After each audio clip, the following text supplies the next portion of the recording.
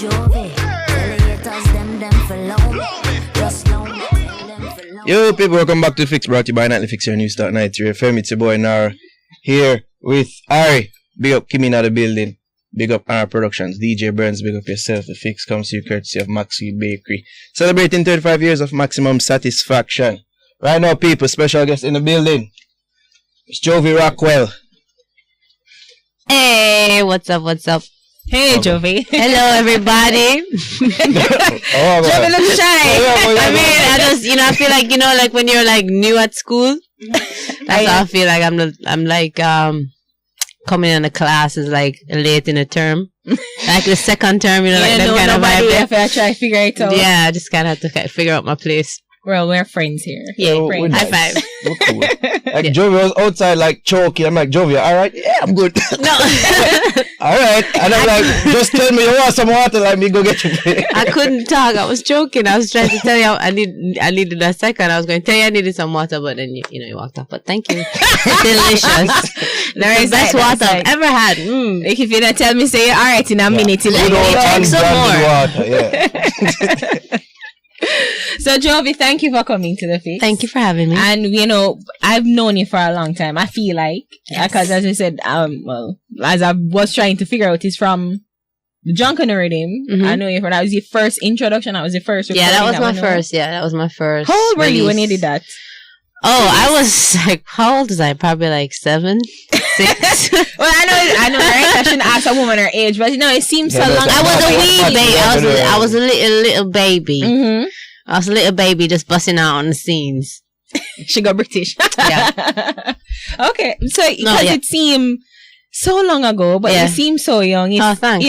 Like into it. Thank you. And your sound has always been not of the moment. Let's say that. Like it does seem like you don't do what everybody else is doing. Even when back then. Yeah. So is that always your intention when you I think it is my intention, but I don't think about it a lot. Mm-hmm. I think it's just kind of just how I approach stuff. I always try to be unique. So I guess, yeah. But you're saying like, what? How did you describe it? You said before. It's like it's not off the moment. Not off the moment. It's like it's always beyond, or it sound like something like you have a little jazzy thing to your sound sometimes. So it's like it's not what people are doing at the present moment. So you always your aim is, I guess is standard, that you want to stand out and be different.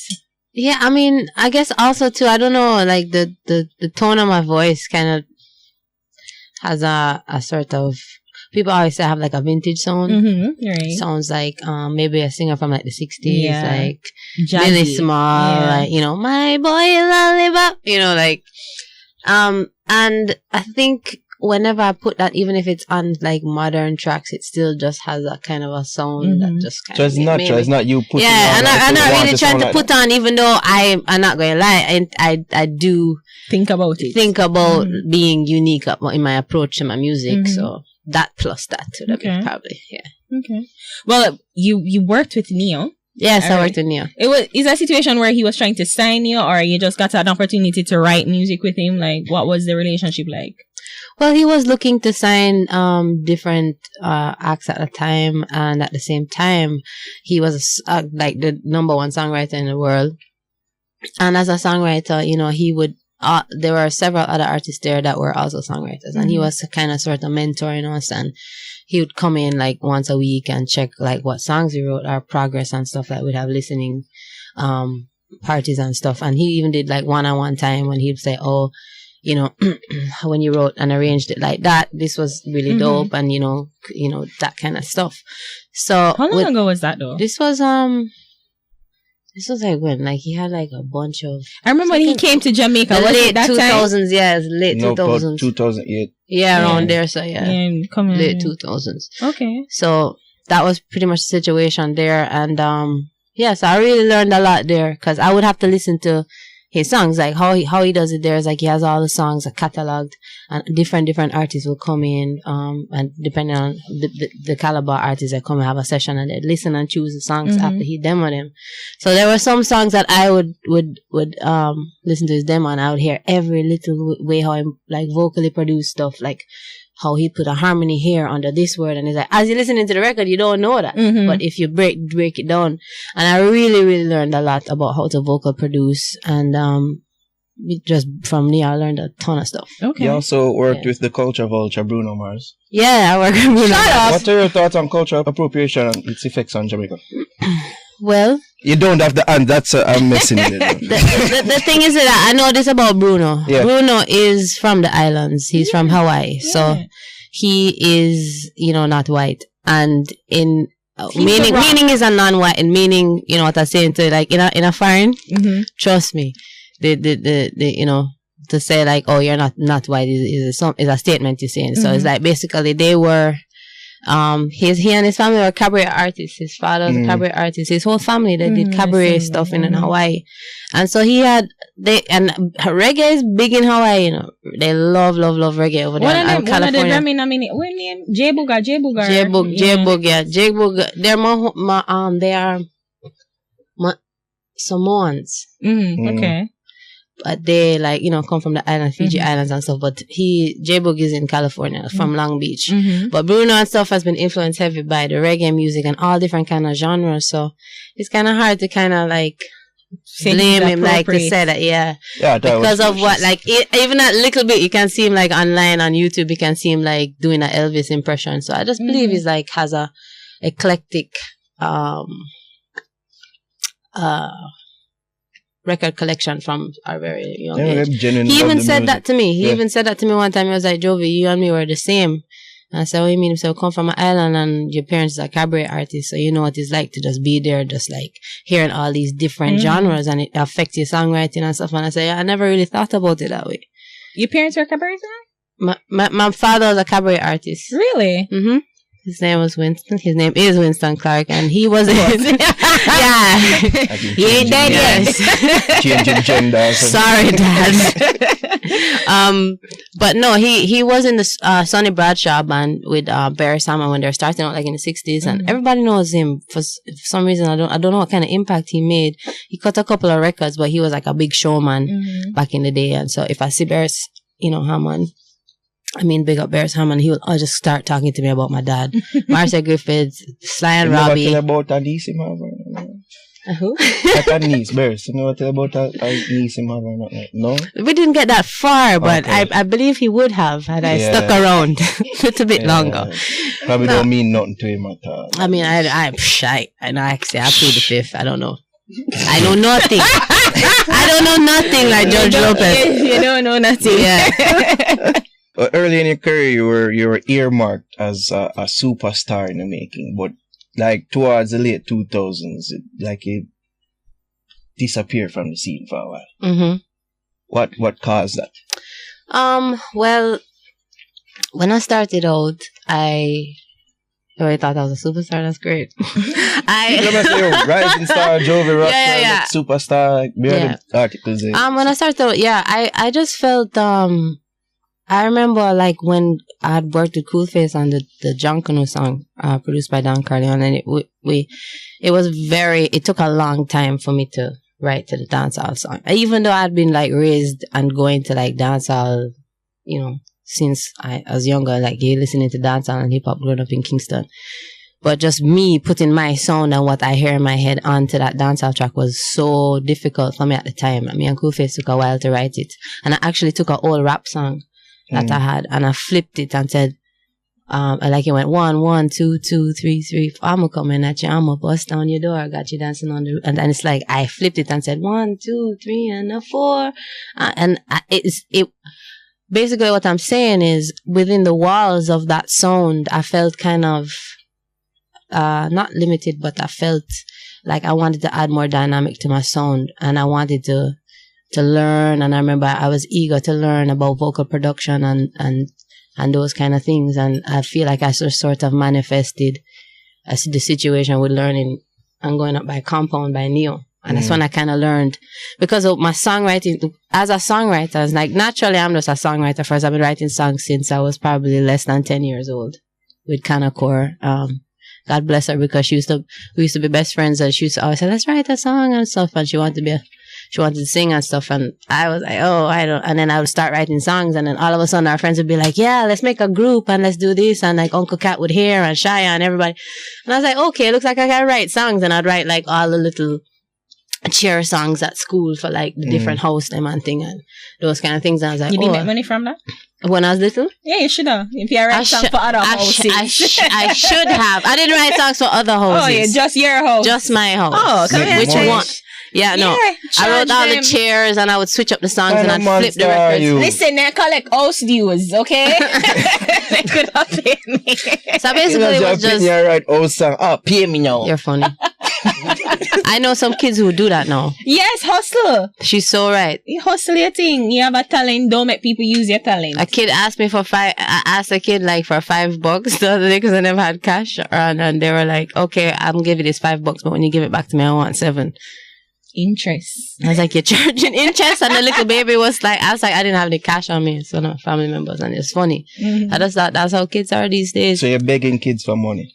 Not begging kids for money. I was in the car and I only had my debit card on me, people. I only had my debit card on me, and I needed like some cash. So I was a little kid. So you're back now and you have a song I gave it back to them. I gave them back. I gave them 10. 10? I promise. So you're back now and you're doing a song with Ding Dong. You're collaborating, I guess, with the hottest dancehall act now. Like, what was the energy like when you collaborated with him?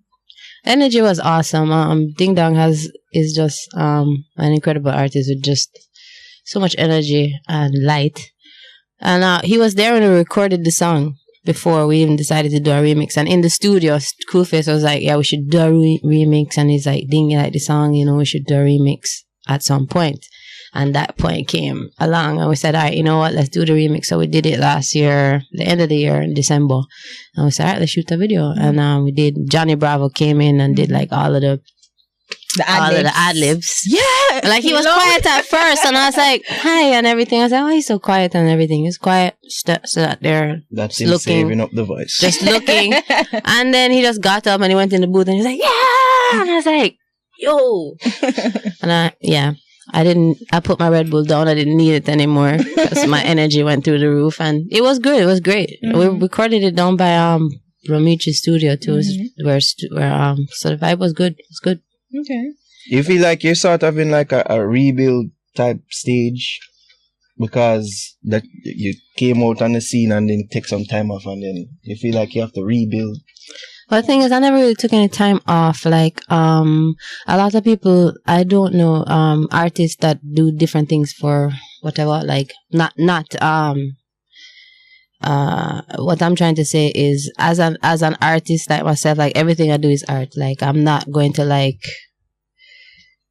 if I'm going to place something here, I'm not going to light a candle just because I need like, some light. Like, I need it to flicker at that place there. I'm not going to, like, eat something that looks not palatable. Like, every single thing is art to me. So, if I am not inspired, I can't create. So I have to search for inspiration. Sometimes that takes me on a journey. Like, I started playing guitar as like I read music now. I do. There's a lot of different things as I wanted to match up what I was hearing inside my head. And like creatively, I needed to be able to express it, and I knew I needed to go higher and stuff like that. So I went to I started like reading books and just kind of just taking a lot of time while songwriting to just rebuild, because I had seen a new side of my art.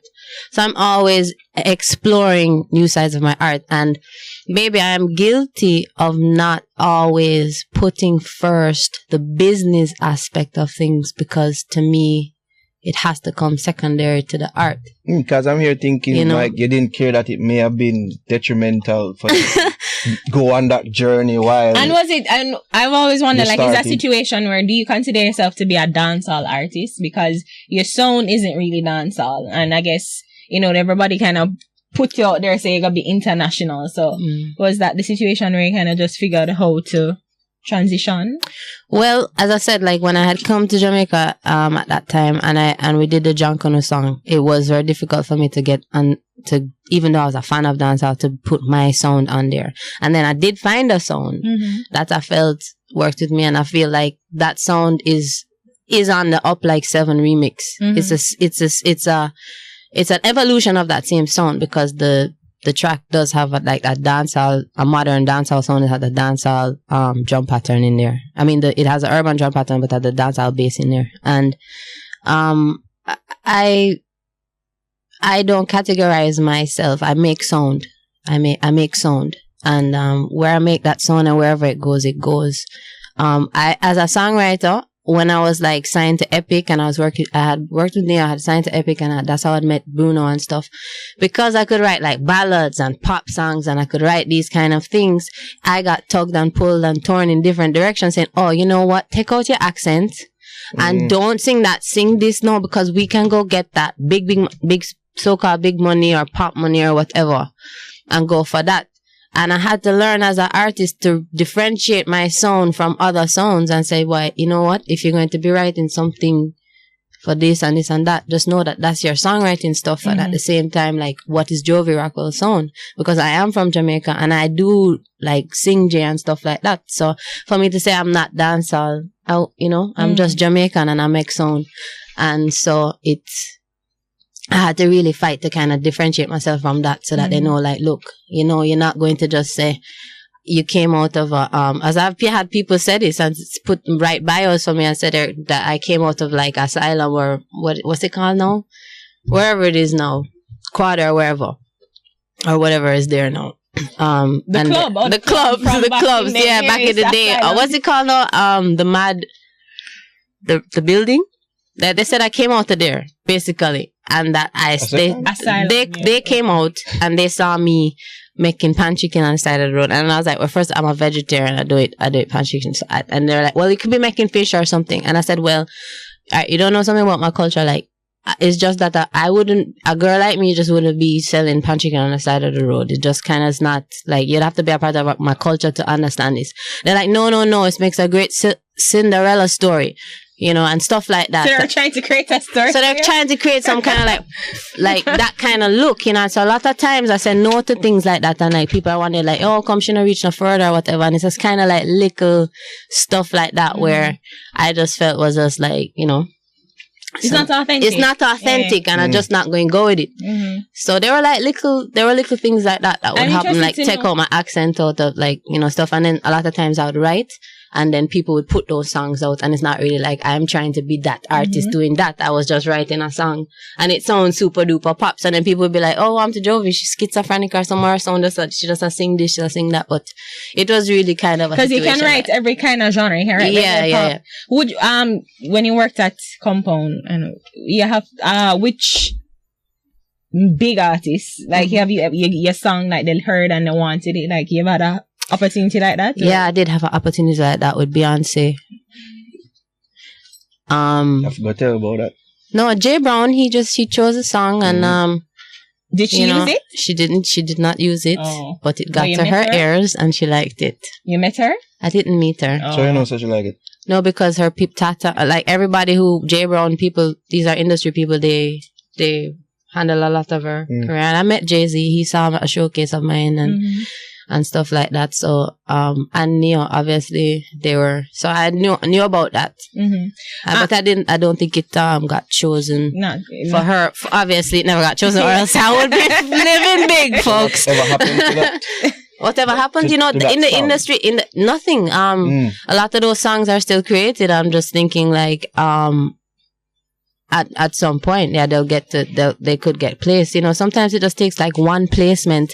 This is industry stuff I'm talking to you about. Like, a lot of times things happen behind the scenes and like you don't know, but like there's a lot of songwriters and artists out there that have been behind the scenes that I've seen like come out. Like there's a Lady Gaga, like Carrie Hilson, or like those kind of people. Like they were behind the scenes writers and stuff like that. Before they made it. Yeah, before, so you knew them, Ne-Yo too, and so you knew Bruno too. That's when I met Bruno. So the struggle, how it goes and stuff like that. So to me is a matter of, hey, if that time come and like one song and an artist get, and then they're like, wait, she can, and then it just happens to be that, oh, there's, very quickly too, I was saying like, they start calling you. why are you back in Jamaica? Because you had the opportunity to go live big in LA, so you're signed to Epic, and why come back? I hope this is not an insult. Well, living in LA, I was just there, and I came down for my mother's birthday. My brother was getting honored in for Heroes Weekend. Bobby Clark, pick up yourself. But so when I came down here, I met with a company called Tweed JA, who's a medical marijuana company, and they had asked me to be their brand ambassador, and so it required for me to be here. Okay, and that's really why I'm here. So other than that, I missed everybody. I want everybody to know on the radio that I missed y'all, and I just took the opportunity because I said, hey, So you're back here for a while? I'm here, I'm there, I'm also still there. But I'm here as well. So now I have a place there and a place here. And yeah, and plus we are going to put out the record Ding Dong, and I had another collaboration with Cool Face on the Harmonious Rhythm, which is going to be my next single, and I'm putting out an EP. So I just said, I just go where the vibes take me. So I think about that. Like I came down for something else, and then something else happened. And that's really kind of like how my life goes. I just go with it. I just go for it, and I go with it once it feels good. And I identified with the company, and Tweed JA and what they were doing. They were Jamaican growers who had partnered up with a Canadian company. And they were, trying to help Jamaica, basically building Jamaica to trade on that world platform of marijuana as the industry opens up, and providing the community of Mount Sinai with job opportunities, and building up the area and the communities, and providing jobs. Not only that, but bringing awareness to the parish, which eventually could bring in tourism or something like that. And St. Thomas is like a forgotten parish. So I really identified with that because I had some family from St. Thomas. So my granny, big up my granny. Rest in peace. They really are. Them need a KFC. And so, so you understand. So it's, and I've been learning a lot. You're so a vegetarian, I mean, them need one. Come for KFC. I'm a strong believer in live and let live. So, anything you want to do, just don't hurt yourself out there, You're a sexy woman. I have your consent. Thank you. About you, right? Okay. What hardships have you faced, like, the business, being a woman, or even based on your background? Well, in this dance music. Yeah, in music in general. Music in general. I think most of the time, if you have 2 cents, like if you have some sense, sometimes it is a little bit of a challenge because you have to deal with male egos a lot. And sometimes if you go hard, or if you go harder than as a woman, you kind of get some bad mind reach at some point, because you're a woman, and it's kind of, sometimes you feel men's egos, not every one of them, but they do. Fragile. Very, very, very, very fragile. And I think any woman can identify with that, whether in the industry of music or not. And this day, see, it's just like, I'm so cold. Yeah, but I'm really trying to get through this answer right now.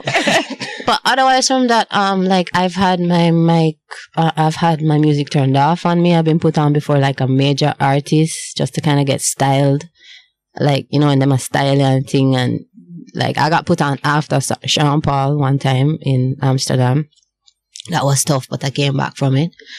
And he gave me this great big hug, and it was like a soap opera, where he wanted to let me know that he felt I had a lion heart, and he was proud of me because, and everybody was there, even Jody was there saying like, why is she going on after you, or something like that. And I kind of was like the sacrificial lamb, but I had to kind of like run.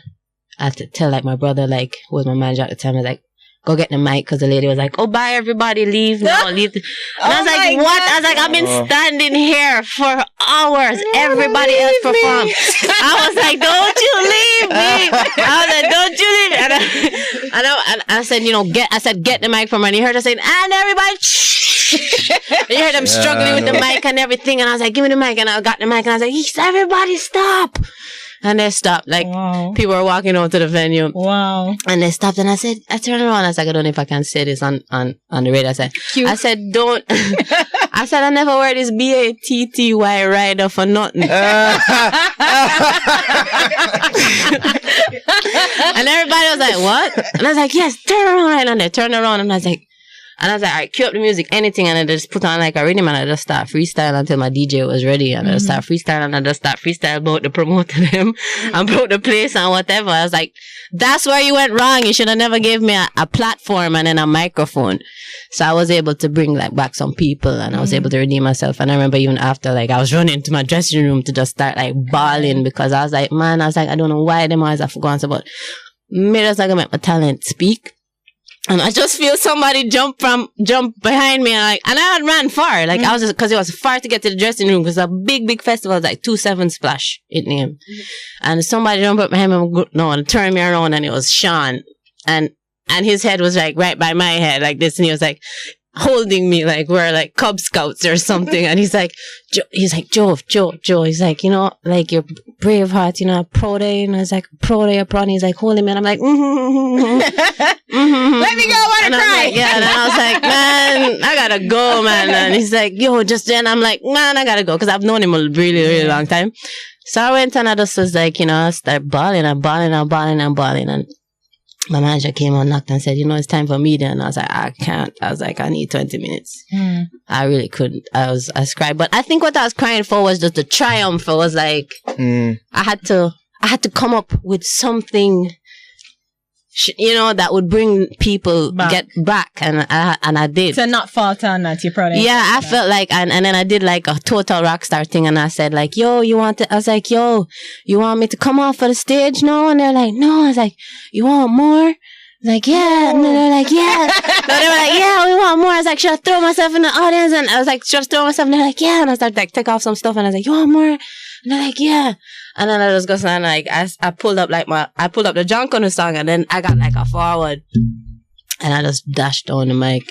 And that's when I started. I just went, and I started running and then, So I felt good, but it just like, it took a lot out of me. And you can't let them see you sweat. So I had to like, but that was one of, but there's kind of like a couple more of those kind of stories, but that was one of. Well, now it's time to hear them now. Thank you, Jovi, for joining us. I wasn't going to. Jeez. Yeah, we'll wrap you now. Yeah. I'm sorry. I'm trying to be more open and everything. I'm trying to give you a good interview. Tell people though quick where them can follow you. Social. You can follow me on Instagram, JOVI ROCK, well with 2 L's. I'm on Snapchat. I'm on Facebook. Everything is just Jovi Rockwell, one word. All right, people. Jovi Rockwell. It's a fix. Look like a bag of money, girl. Me want something for borrow. Lend me your heart today, me give you back early tomorrow. Love how your body look, your shots, and no sit down for you. Beyonce before the baby, them not have nothing for you. Just pop a buckle, baby girl, just carry hard. Walk out in the middle of the floor and bust a dance.